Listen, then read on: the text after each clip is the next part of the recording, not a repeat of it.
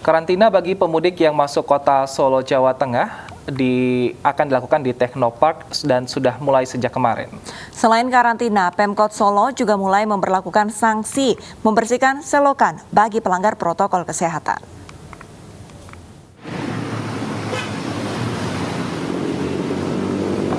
Hari pertama diberlakukannya karantina bagi pemudik di Solo Teknopark kemarin masih terlihat sepi. Belum ada satupun pemudik yang dikarantina. Tampak tempat tidur khusus bagi pemudik laki-laki tertata rapi. Demikian juga dengan lokasi karantina untuk pemudik wanita.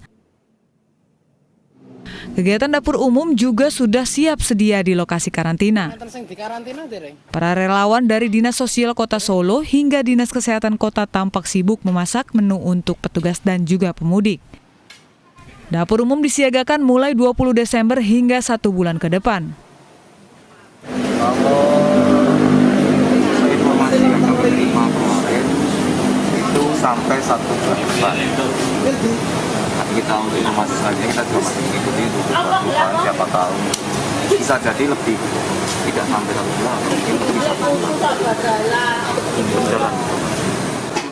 Sementara di hari yang sama penerapan sanksi pembersihan selokan di kawasan Benteng Vastenburg bagi yang melanggar protokol kesehatan juga sudah dimulai. Posko-posko untuk petugas pun sudah disiapkan. Dari Solo, Jawa Tengah, Septiantoro, iNews melaporkan. Dan untuk mengetahui perkembangan terkini, kita sudah terhubung dengan FX Hadi Rudiatmo, Wali Kota Solo. Selamat siang, Pak Hadi. Selamat siang, Mbak. Ya, Pak Hadi, apakah sudah mulai ada warga yang masuk ke Kota Solo dan dikarantina di Teknopark, Pak?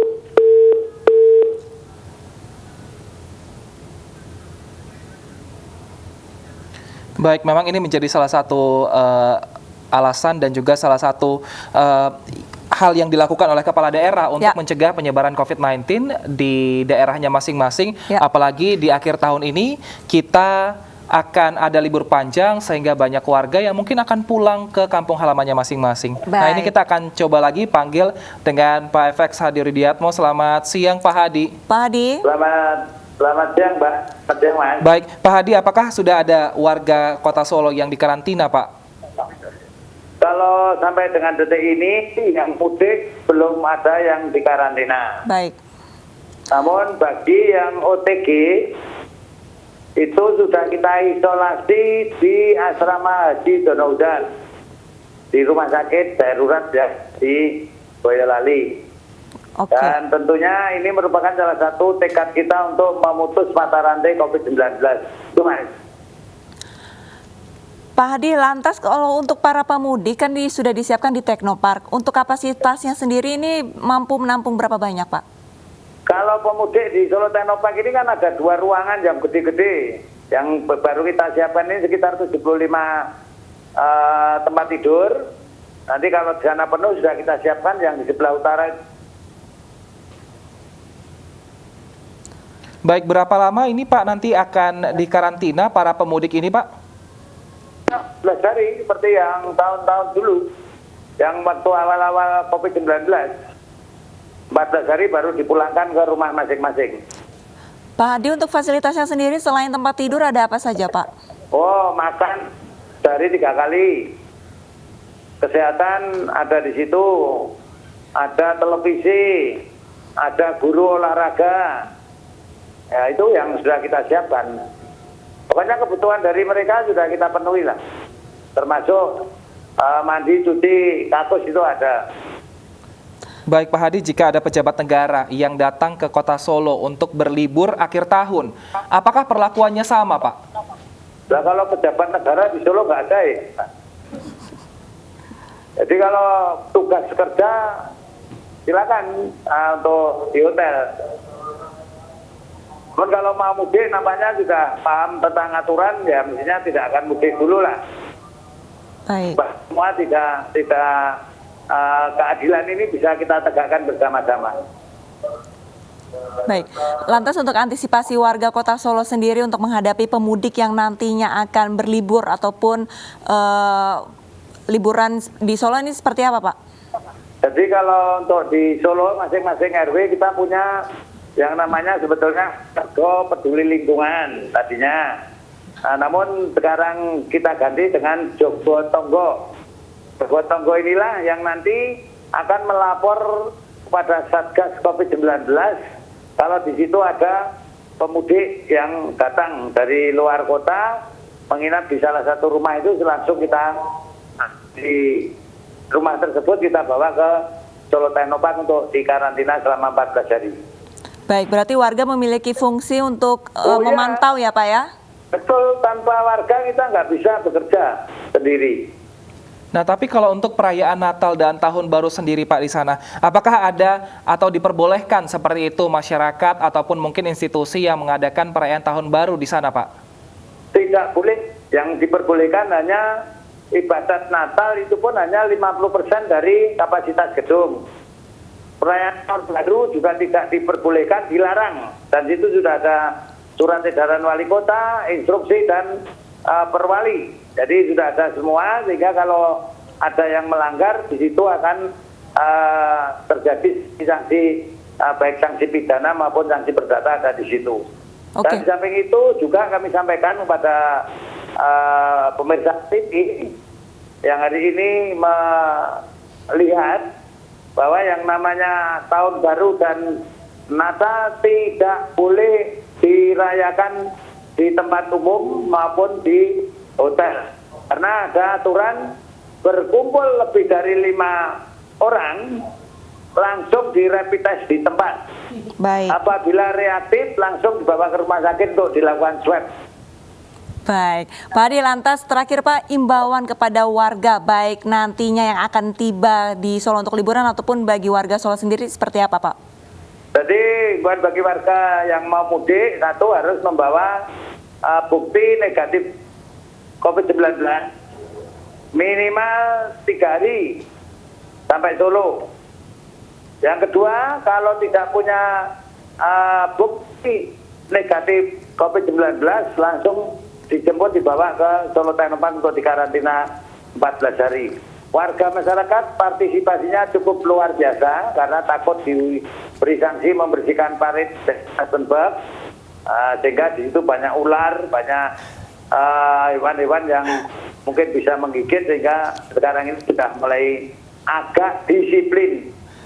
Baik, terima kasih Pak Hadi telah bergabung bersama kami di Ini Siang, dan sekali lagi kita ingatkan kepada pemirsa bahwa di Kota Solo tidak akan ada perayaan malam tahun baru, artinya bersama keluarga masing-masing saja. Jadi ini juga untuk mengurangi penyebaran virus corona di Kota Solo. Terima kasih Pak. Terima kasih banyak Pak.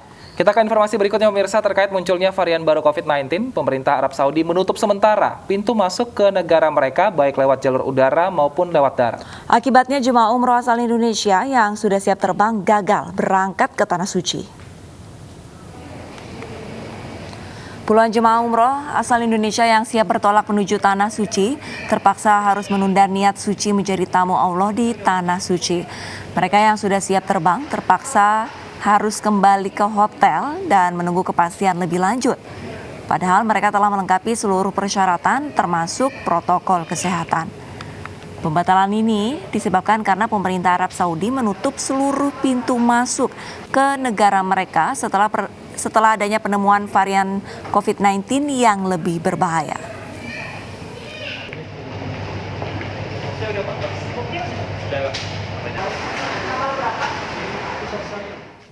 Pada umumnya halte merupakan tempat untuk menaikkan ataupun menurunkan penumpang dari kendaraan. Namun di Bantul, Yogyakarta ada sebuah halte unik yang memajang sayuran mentah dan nasi kotak gratis bagi warga yang membutuhkan.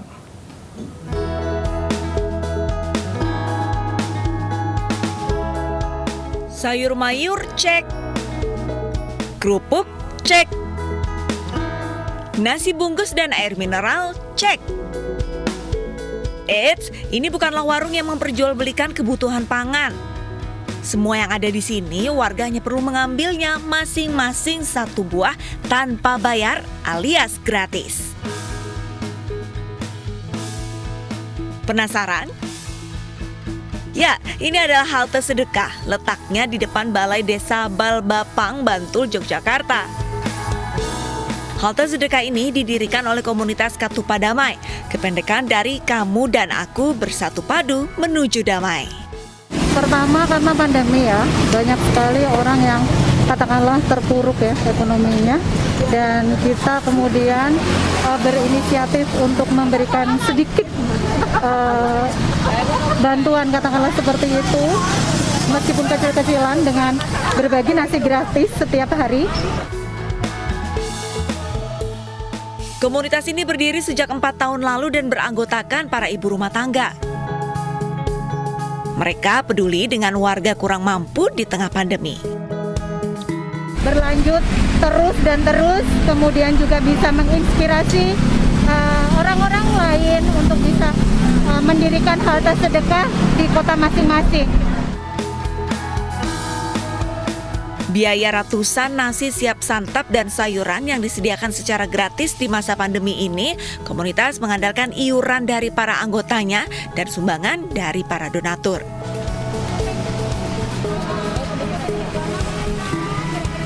Dari Bantul, Yogyakarta, Trisna Purwoko, iNews melaporkan.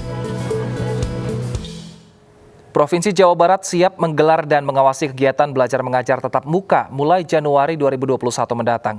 Kegiatan pembelajaran di sekolah secara tatap muka disesuaikan dengan fasilitas dan kemampuan sekolah menerapkan protokol kesehatan.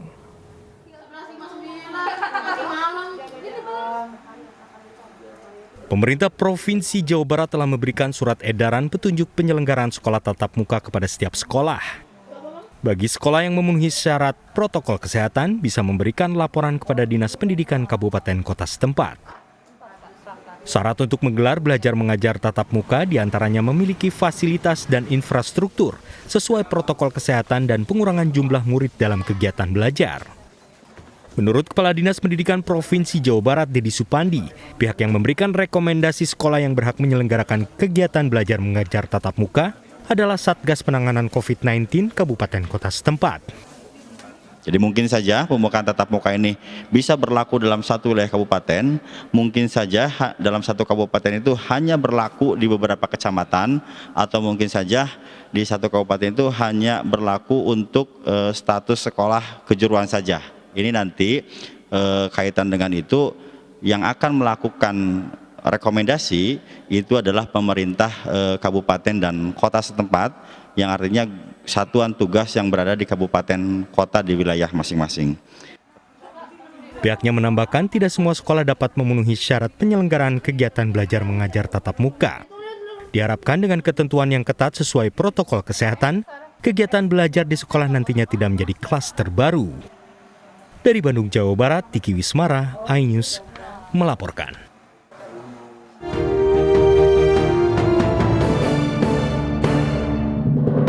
Acara ini dipersembahkan oleh